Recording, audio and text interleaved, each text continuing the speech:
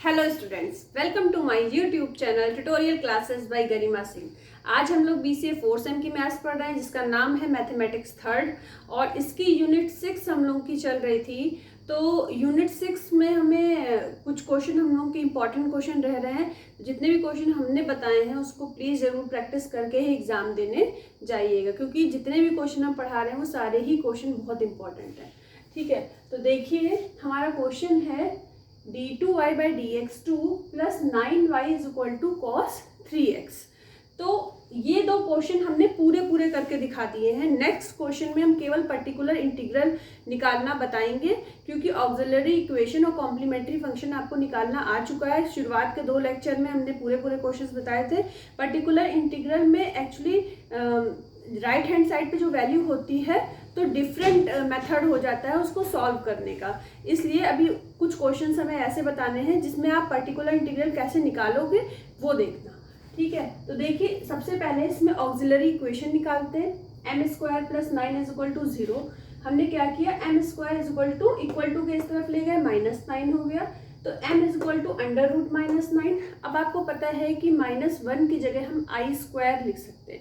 आई square की value क्या होती है, -1। तो हमने आई स्क्वायर लिख दिया। आई स्क्वायर बाहर आएगा तो आई हो जाएगा, तो प्लस माइनस 3i हो गया। तो कॉम्प्लीमेंट्री फंक्शन क्या हो जाएगा, c1 cos 3x। जब i आ जाता है प्लस माइनस के बाद, c1 cos 3x plus c2 sin 3x, तो ये इसका कॉम्प्लीमेंट्री फंक्शन हो जाता। अगर मान लीजिए यहाँ पे कुछ और होता, 1 होता या 2 होता, तो क्या हो जाता वो c1 e की पावर x। ठीक है, अगर 1 होता, 2 होता तो c1 e की पावर 2x, फिर यहाँ पे c2 और c3 आ जाता। ठीक है, अच्छा अब ये कॉम्प्लीमेंट्री फंक्शन हो गया। पर्टिकुलर इंटीग्रल कैसे निकालेंगे, D square plus 9 cos 3x। अब अगर आप d की जगह ये वैल्यू रखते हो, इसमें क्या होता है, d की जगह जैसे यहाँ पे d स्क्वायर है तो D square is equal to minus A square. Minus लगाया और ए क्या है यहाँ पे 3 है तो 9 हो जाएगा। मतलब हमें डी स्क्वायर की जगह अगर हम -9 रखेंगे तो क्या हो जाएगा, -9 प्लस 9 0 हो जाएगा।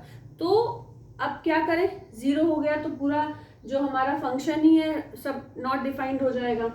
तो अब करें तो करें क्या, तो फिर इसका तरीका ये होता है कि हम एक बार डिफ्रेंशिएट करते हैं। जो ये पर्टिकुलर इंटीग्रल में ये जो 1 में हम लिखते हैं, इसको 1 टाइम डिफ्रेंशिएट करिए। जब 1 टाइम डिफ्रेंशिएट करेंगे तो डी स्क्वायर का आ जाएगा 2d, 9 का हो जाएगा 0 और ऊपर हम लगाते हैं x। जब 1 बार डिफ्रेंशिएट करते हैं तो x upon 2d, D square का इंटू cos 3x।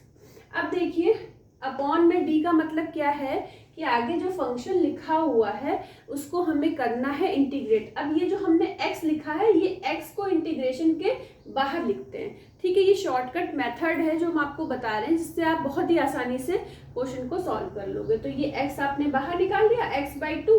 अब cos 3x को क्या करना है, डिफ्रेंशिएट करना है, वो इंटीग्रेट करना है, क्योंकि 1/d है। 1/d का मतलब क्या होता है, इंटीग्रेशन, और d का मतलब क्या होता है, डिफरेंशिएशन। ठीक है, तो अब देखिए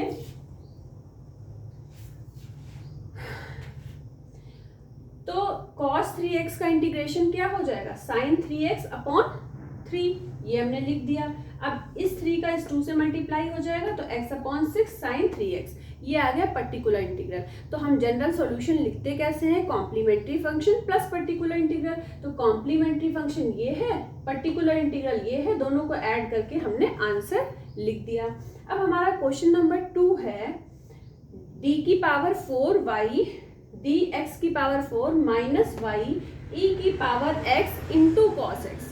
अब आप देखो राइट हैंड साइड पे 2 फंक्शन है, एक e की पावर x है, एक cos x है। तब हम क्वेश्चन को कैसे सॉल्व करेंगे।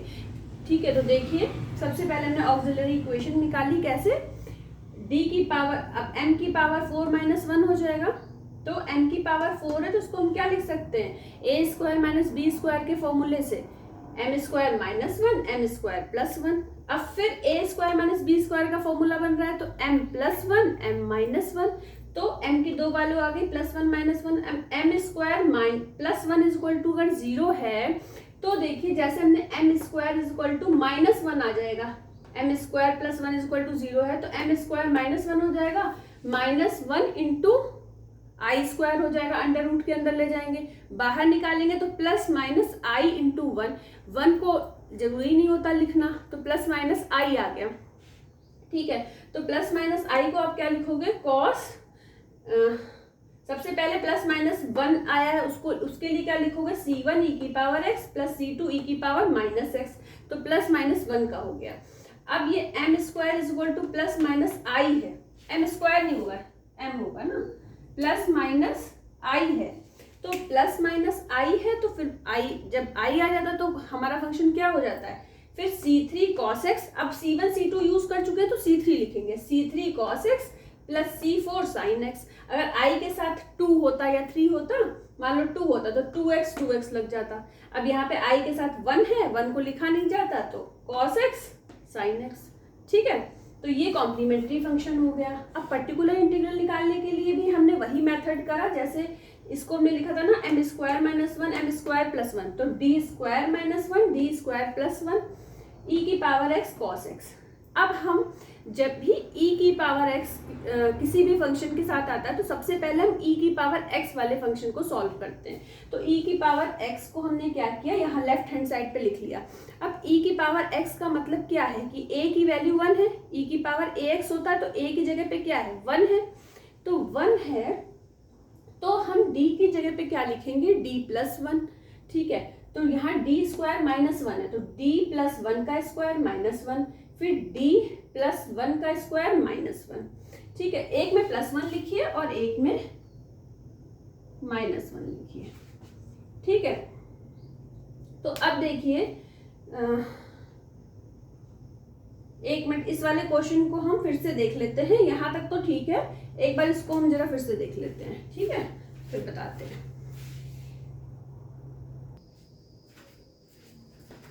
अब देखिए यहाँ तक तो हो गया था, उसके बाद यहाँ पे d प्लस वन का स्क्वायर a प्लस बी का स्क्वायर क्या होता है, A square plus B square plus 2ab, तो उसमें क्या होगा 1 से 1 कट जाएगा और इस वाले में 1 से 1 जुड़ जाएगा, तो क्या आ जाएगा यहाँ पे डी स्क्वायर प्लस 2d आ जाएगा, यहाँ D square plus 2 plus 2d आ जाएगा। फिर हमने आपको बताया था जब cos x वाले टर्म हो, e की पावर x वाले टर्म में क्या होता है, d की जगह d प्लस वन या e की जो भी पावर है, अगर e की पावर 2x है तो d प्लस 2 रख देते हैं, ठीक है। लेकिन जब अब e की पावर x वाला टर्म सॉल्व हो गया क्योंकि हम d प्लस वन रख चुके हैं, अब cos x है, यहाँ पे भी a की वैल्यू क्या 1 है तो D square is equal to minus A square is equal to minus one, तो यहाँ पे माइनस का स्क्वायर नहीं होता, माइनस आगे लिखा होता है और a 1 है, 1 का स्क्वायर 1, ठीक है। तो अब हमने क्या किया, फिर से डी स्क्वायर की जगह माइनस वन रखा, यहाँ भी डी स्क्वायर की जगह माइनस वन रखा, तो ये 2d माइनस वन हो गया। और जब यहाँ पे हमने माइनस वन रखा तो 2 से 1 माइनस होके क्या बचा 1, तो एक आ गया 2d माइनस वन, एक आ गया 2d प्लस वन, तो इसको हम क्या लिख सकते हैं, ए स्क्वायर माइनस बी स्क्वायर से 4d स्क्वायर माइनस वन, वही हमने यहाँ पे लिखा है 4d स्क्वायर माइनस वन। अब फिर से d स्क्वायर आ गया, d स्क्वायर की जगह क्या रखना है माइनस वन रखेंगे तो ये बन जाएगा -4 और -1 क्या हो जाएगा -5, तो e की पावर x माइनस ई की power x upon 5 into cos X, ये आ गया आपका पर्टिकुलर इंटीग्रल। फिर जनरल सॉल्यूशन का फॉर्मूला क्या होता है, y is equal to complementary function plus particular integral. Complementary function आपका ये है और पर्टिकुलर इंटीग्रल आपका ये है, दोनों को प्लस करके लिख दीजिए तो आपका general solution y is equal to निकल आएगा। अब इसको आप जो है अपनी कॉपी में नोट कर लीजिए, फिर हम लोग नेक्स्ट क्वेश्चन करेंगे।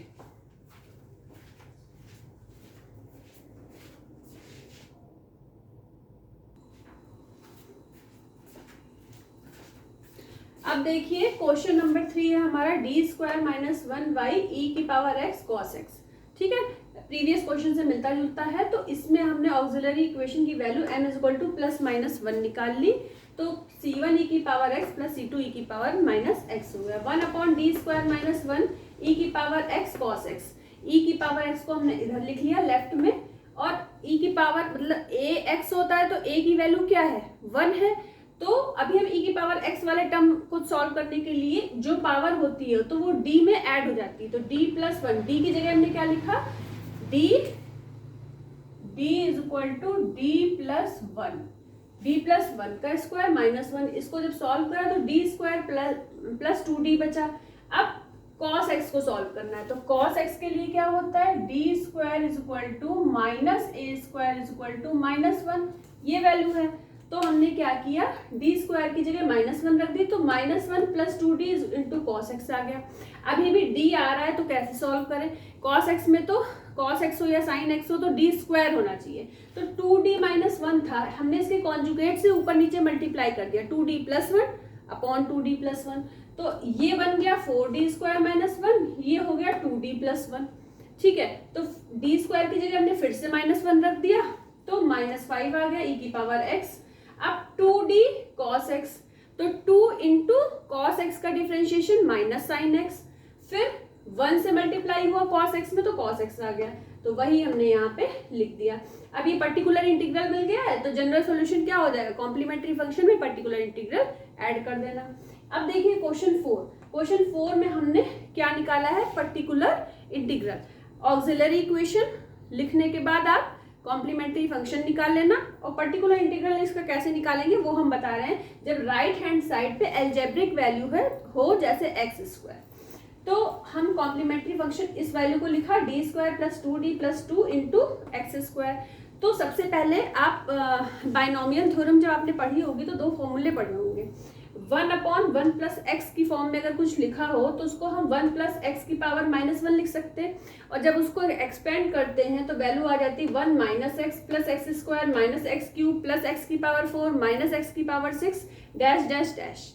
इसी तरीके से 1 अपॉन 1 माइनस एक्स को हम क्या लिख सकते हैं, 1 माइनस एक्स की पावर माइनस 1। तो जब यहाँ पे भी माइनस होता है पावर में भी माइनस होता है तो सारी वैल्यू में क्या साइन हो जाता है, प्लस का, 1 plus x square plus x cube plus x की पावर 4। तो ये दोनों फॉर्मूले अभी इस क्वेश्चन में देखिए इनमें से कोई एक फॉर्मूला यूज होगा। तो देखिए हमने क्या किया, तो जो भी इसमें आपका कांस्टेंट टर्म होता है उसको हम बाहर निकाल लेते हैं। तो 2 था, 2 को हमने बाहर निकाले क्योंकि हमें 1 प्लस एक्स की फॉर्म में करना होता है। तो क्या हो गया 1 plus D square plus 2d, इन दोनों के नीचे डिवाइडेड बाई 2 हो जाएगा। ठीक है, अब इस वैल्यू को अगर हम ऊपर लिखेंगे तो माइनस 1 आ जाएगा, तो 1 plus D square plus 2d by 2 minus 1 into x square. अब 1 प्लस एक्स की पावर माइनस 1 का फॉर्मूला क्या होता है, 1 minus x plus x square. तो हमने क्या किया 1, अब यहाँ x की जगह पे क्या है D square plus 2d by 2, तो 1 माइनस एक्स फिर इतने का ही यहाँ पे क्या हो गया, स्क्वायर हो गया। अब बाहर देखिए हमें अगर डिफ्रेंशिएट करना है और यहाँ पे एक्स स्क्वायर लिखा हुआ है, तो अगर मान लो डी स्क्वायर से ज्यादा वैल्यू होगी, अगर डी क्यूब होगा तो हमें 3 बार डिफ्रेंशिएट करना, पर 3 बार तो एक्स स्क्वायर डिफ्रेंशिएट ही नहीं होगा। एक बार एक्स स्क्वायर को डिफ्रेंशिएट करेंगे तो 2x आएगा, सेकेंड टाइम एक्स स्क्वायर को 2x को डिफ्रेंशिएट करेंगे तो 2 आएगा, और थर्ड टाइम करेंगे तो 0 आएगा, तो कोई फायदा ही नहीं है। तो हमें इस तरीके से इसको सॉल्व करना है कि डी स्क्वायर से बड़ी वैल्यू को छोड़ देना है, केवल डी स्क्वायर तक की वैल्यू को लिखना है। तो पहले हमने माइनस का मल्टीप्लाई इसमें किया तो माइनस डी स्क्वायर बाई 2, फिर माइनस 2d बाई 2, तो 2 से 2 कट गया तो माइनस d बचा। अब इसमें देखिए a square plus B square plus 2ab वाला फॉर्मूला लगाएंगे तो ये d की पावर 4 बन जाएगा, ये 4 d की पावर 4 बाई 4 हो जाएगा, और ये क्या हो जाएगा, इसका स्क्वायर करेंगे तो 4d स्क्वायर बाई 4, तो ये लिखेंगे क्योंकि ये डी स्क्वायर वाला टर्म है, प्लस 2ab अगर हम करेंगे तो वो बन जाएगा हमारा 4d क्यूब आ जाएगा, तो इसलिए उस वाले टर्म को छोड़ देंगे। 2 टर्म छोड़ दिए, केवल हमने एक टर्म ले लिया, 4 से 4 कट गया। अब देखिए ये भी डी स्क्वायर का टर्म है, ये माइनस डी स्क्वायर बाई 2 है, तो D square minus D square by 2 को सॉल्व करेंगे तो डी स्क्वायर बाई 2 आ जाएगा, तो डी स्क्वायर बाई 2 हमने लिख दिया, 1 minus D plus D square by 2। अब एक्स स्क्वायर से अंदर मल्टीप्लाई कर दीजिए, 1 में मल्टीप्लाई करा एक्स स्क्वायर आ गया, माइनस डी के साथ एक्स स्क्वायर को मल्टीप्लाई करोगे तो मतलब एक्स स्क्वायर का एक बार डिफरेंशिएशन करना है तो 2x आ जाएगा, तो 2x लिख दिया माइनस का। अब डी स्क्वायर बाई 2 है, डी स्क्वायर का मतलब 2 बार डिफरेंशिएट करना है एक्स स्क्वायर को, तो 2 आ जाएगा। तो 2 डिवाइडेड बाई 2 क्या बचेगा, 1 बचेगा। तो ये इसका पर्टिकुलर इंटीग्रल आ गया। इसको कॉम्प्लीमेंट्री फंक्शन के साथ ऐड कर दोगे तो जनरल सॉल्यूशन मिल जाएगा। ठीक है, अब इसको आप लोग लिख लीजिए, इसके बाद नेक्स्ट क्वेश्चन बताना है।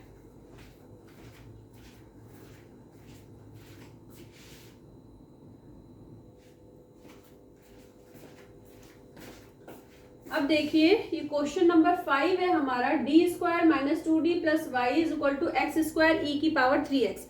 अब एक्स स्क्वायर के साथ अगर ई की पावर वाला टर्म आएगा तो हम क्या करेंगे, हमेशा ई की पावर टर्म वाला पहले सॉल्व कर लेंगे। तो ई की पावर 3x को लेफ्ट हैंड साइड पे लिख लिया और डी की जगह पे d प्लस 3 रखा, क्योंकि ए की जगह पे 3 है ई की पावर में। तो d प्लस 3 का square minus 2d plus 3 plus 1, इस पूरे को हमने स्क्वायर खोल दिया, मल्टीप्लाई कर दिया, सॉल्व करा तो D square plus 4d plus 4 आ गया इंटू एक्स स्क्वायर। अब क्या होगा कि 1/1 प्लस एक्स को हम लिख सकते हैं 1 प्लस एक्स की पावर -1, और इसका formula 1 minus x plus x square होता है। तो हमने क्या किया, यहाँ से कांस्टेंट टर्म को बाहर कर लिया 4 को, तो 1 plus D square plus 4d/4 आ गया इंटू एक्स स्क्वायर। फिर हमने इसको ऊपर ले गए तो -1 आ गया पावर। तो एक बार 1 minus x plus x square, तो एक्स की जगह पे ये लिखा हुआ है। अब देखिए यहाँ पे भी बाहर एक्स स्क्वायर है, तो डी स्क्वायर से बड़े वाले टर्म को छोड़ देंगे, तो इसको हमने अंदर मल्टीप्लाई किया तो minus D square by 4 minus 4d/4, तो डी बचेगा। फिर यहाँ पे देखिए इसका स्क्वायर करेंगे तो डी की पावर 4 हो जाएगा, इसका स्क्वायर करेंगे तो 4d का स्क्वायर क्या होगा, 16d स्क्वायर अपॉन 4 का स्क्वायर 16, तो डी स्क्वायर 16/16 डी स्क्वायर। इसके बाद जब 2ab वाला टर्म आएगा तो डी क्यूब आ जाएगा, उसको हम छोड़ देंगे, एक्स स्क्वायर लिख दिया। अब हमने एक्स स्क्वायर का अंदर मल्टीप्लाई करा, सबसे पहले माइनस डी स्क्वायर अपॉन 4 और 16 से 16 कट जाएगा डी स्क्वायर, इसको सॉल्व करा, D square minus D square by 4 तो आ जाएगा 3d स्क्वायर बाई 4, तो वो हमने यहाँ पे लिख दिया। ठीक है, अब एक्स स्क्वायर का 1 में मल्टीप्लाई करेंगे एक्स स्क्वायर, डी स्क्वायर का मतलब 2 बार डिफरेंशिएट करेंगे तो 2 आ जाएगा, तो 3/4 इंटू 2, एक बार डिफरेंशिएट करेंगे तो -2x आ जाएगा, वो यहाँ पे लिखा हुआ है। इस 2 से 4 को काट देंगे तो 2 बचेगा, यहाँ पे 3/2 आ जाएगा, यहाँ पे -2x आ जाएगा, यही इसका आंसर हो जाएगा। अब इसका होमवर्क क्वेश्चन है जिसका आपको पर्टिकुलर इंटीग्रल निकाल के भेजना है। तो पहले आप ऑक्सिलरी इक्वेशन निकालोगे, उसके बाद कॉम्प्लीमेंट्री फंक्शन निकालोगे और उसके बाद पर्टिकुलर इंटीग्रल निकालोगे। इंपॉर्टेंट क्वेश्चन है ये भी। क्या है question, D cube minus 3d स्क्वायर plus 3d minus 1 is equal to X E की पावर -x प्लस ई की पावर x। ठीक है, तो एक बार पर्टिकुलर इंटीग्रल का मल्टीप्लाई x ई की पावर -x के साथ हो जाएगा, फिर बीच में प्लस का साइन आएगा, फिर दूसरी बार e की पावर x के साथ मल्टीप्लाई हो जाएगा, और उसके बाद उन दोनों टर्म्स को सॉल्व करके पर्टिकुलर इंटीग्रल आप निकालोगे। ठीक है, तो ये होमवर्क क्वेश्चन है, इसे जरूर करिएगा, इससे आपकी प्रैक्टिस होगी। आज के लिए इतना ही। All the best to all of you, thank you.